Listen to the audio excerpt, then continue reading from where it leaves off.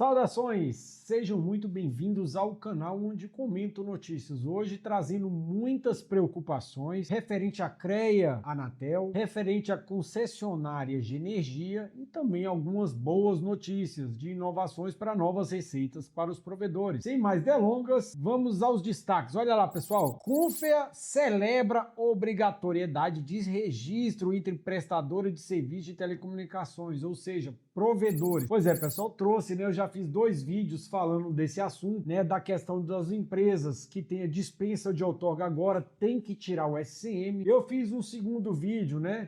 Tirando algumas dúvidas junto à Anatel, se os provedores que têm técnicos em telecomunicações e são registradas no CFT, se essas poderiam assim mesmo continuar nesse conselho, né? E o ofício da Anatel deu como positivo que o CFT, ele tem essa competência, só que, pessoal, logo depois, né, desse esclarecimento veio essa notícia que o Confea, né, que é vamos dizer, a Federação dos CREAs Regionais do Brasil, ele celebrou a obrigatoriedade de registro dessas empresas nos CREAs. E na foto aqui que está nessa matéria é o presidente da Anatel, né? O que me traz preocupação em todo esse contexto, né, é que no texto da resolução interna da Anatel fala que as prestadoras devem ter registro no CREA. Ela não menciona o CFT, né? Mesmo com aquela resposta da Anatel falando que o CFT pode, logo após isso o presidente da Anatel tirou uma foto com o presidente do Confea, né, que é essa entidade superior dos CREAs regionais. Então, pessoal, é preocupante esse posicionamento do presidente junto à Anatel, e o que está no texto da resolução é CREA. No lugar de vocês, provedores,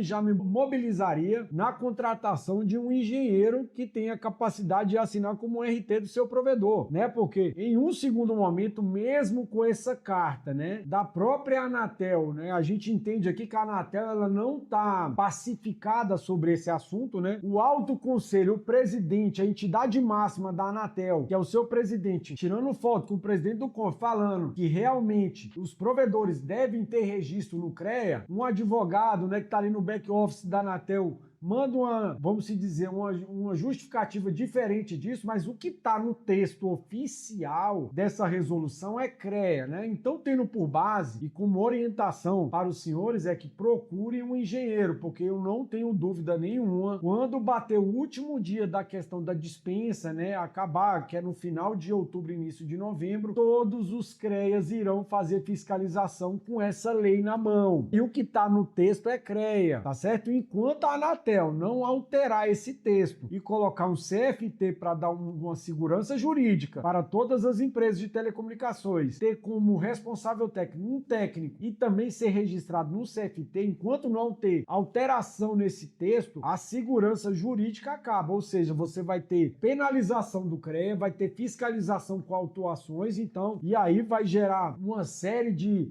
processos administrativos com multas e processos judiciais, né, alegando a competência aí do CREA para ser o registro dessas empresas. Então, pessoal, é muito bom avaliar tudo, muito bem, a gente vai estar à disposição para falar disso, é um assunto que, na minha simples opinião aqui, é o que mais vai pegar aí para essa regularização dos provedores, é esse registro que a gente sabe que o engenheiro hoje está escasso no mercado, ainda mais para esse tanto de empresas que tem de telecomunicações, tá certo, pessoal? Então, essa é a minha orientação. E olha mais, pessoal, Estados Unidos retiram smartphones e equipamentos de telecom dos brasileiros do tarifaço. Pois é, pessoal, assim, essa notícia a gente sabe dessa questão política, tá muito em evidência hoje, né? E os Estados Unidos retiraram aí do tarifaço os equipamentos de telecom. Então é bom a gente olhar ali de fato quanto que ficou a alíquota, quais serão os novos preços. E nós sabemos que os provedores, eles consomem bastante equipamentos de telecom para expansão de rede, né? A gente sabe muito de tudo isso que engloba ali a operação de um provedor de telecomunicações. É bom olhar como é que ficaram esses preços, né? Se reduziram ou se realmente ficou zerado essas alíquotas. Tá certo? E olha mais, pessoal, Vivo expande parcerias na oferta de serviços de casa inteligente. Serviços digitais da Vivo crescem puxados por B2B, OTTs e saúde. Pessoal, eu trouxe essas matérias aqui da Vivo, né, de oferta, aumentando o portfólio de serviços para ofertar para os seus serviços puxados. Então, assim, a gente sabe que as verticais digitais, para quem é provedor de internet, pode explorar e dá para navegar bem nessa prateleira de produtos digitais do provedor, né? A gente sabe aqui a Vivo, aqui a gente não precisa reinventar a roda, eu gosto de bater muito nessa tecla, né? Então serve aqui como exemplo para os provedores para poder monetizar em serviços digitais, né? Para os clientes, vender mais para a sua base de clientes, vender mais para os seus clientes. Então aqui tá aqui bons exemplos, ó. Serviços de saúde, de cloud, de cibersegurança geram 4,6 bilhões de reais no B2B, com alta de 31%. Então, pessoal, já tem falado aqui quais são os novos caminhos que os provedores podem seguir, vídeo monitoramento, segurança, então tudo isso são serviços que podem também ser explorados pelos provedores para os seus próprios clientes, sem precisar de novos, você vende mais para os seus próprios clientes. E olha mais, pessoal, Chip Brasil aposta em redes híbridas e plataformas IoT, internet das coisas, para ampliar a conectividade no campo. Solução da plataforma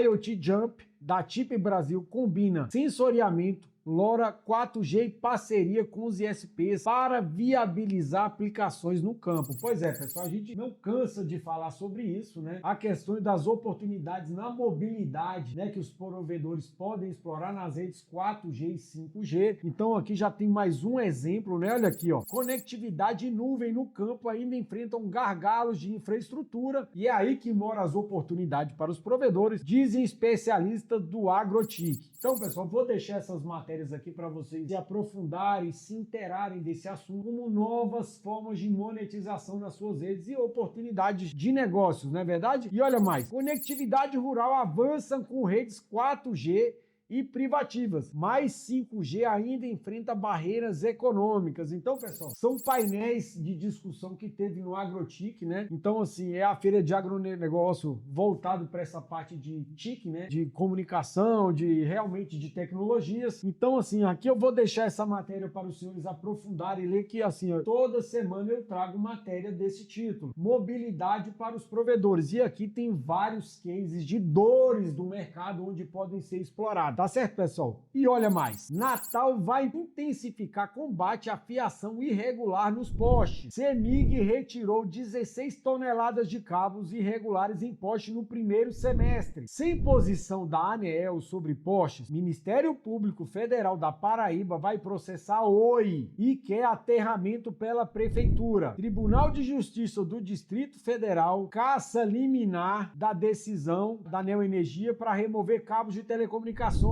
Neoenergia faz faxina e retira fios clandestinos no poste no DF. E aqui tem uma nota da Neoenergia falando sobre derrubar liminar na fiscalização das telecoms no DF. Pois é, pessoal, eu contextualizei aqui um cenário de vários estados do Brasil sobre essa questão dos fios dos postes. Eu acredito que foi uma... Tem aqui, ainda não tem a matéria, mas a EDP em São Paulo também está fazendo ação. Um colega lá de Suzano, Cláudio, presidente da Associação dos Provedores de São Paulo, me mandou vários vídeos, né, do ordenamento lá em São Paulo, como é o descaso das concessionárias de energia junto aos provedores de internet, né? O papel importante que as empresas de telecomunicações têm na sociedade de colocar internet tanto nas casas como nas empresas, para as empresas poderem fazer treinamento, conectar, fazer suas vendas, né? Hoje tudo está na nuvem, tudo precisa de internet, não querendo desmerecer o setor de energia. Energia também é uma matéria-prima primordial para funcionar tudo, mas internet é tão importante quanto, pelo valor agregado que traz e o descaso das concessionárias de energia junto aos provedores de internet, né? Ontem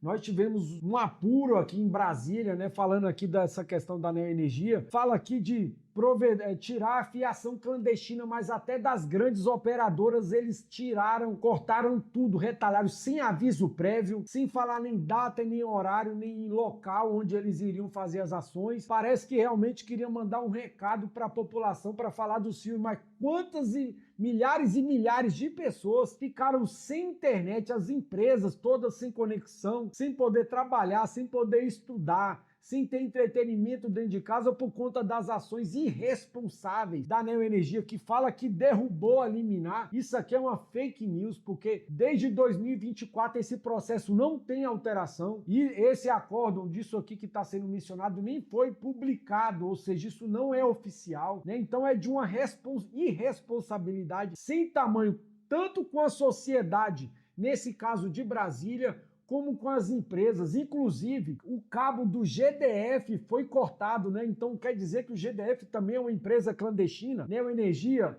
tenha mais responsabilidade, tenha mais empatia com as pessoas do Distrito Federal, né? A gente sabe que a Neoenergia tem esse padrão de comportamento, inclusive na Bahia, que tem a Coelb, em Pernambuco também, que são os provedores de Pernambuco. Lá o tratamento é igual, é uma covardia sem tamanho.